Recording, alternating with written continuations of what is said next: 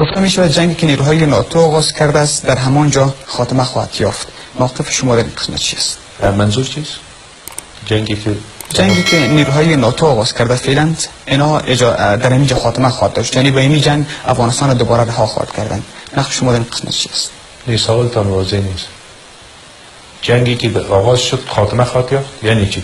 جنگ باید خاتمه پیدا کنه. جنگی را که نیروهای ناتو آغاز کرده است در همانجا در همانجا آغاز کردن خاتمه پیدا میکنه. خوب است. از سوال میگذاریم در دست و ابزار دکتر با دجال میشه برای جوان فکر داجست. اگر تحلیلی صحبت کنیم لازم از این نیست که ما دیگه سوالا رو چی سوال میکنه او جوان تو دیگه خبرنگار نداشتن لیاز خودم چی نمیکنیم جوان هستی تشویقت میکنیم اما در این اسما جنگی که آغاز شد خاتمه پیدا میکنه. ببینید از همونجا که آغاز شد خاتمه پیدا خواهد یعنی چی؟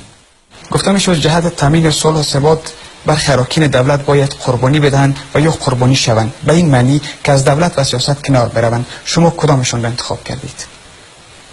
برای تامین صلح باید طرف دولت کنار بره. یک محل دولت نیستیم.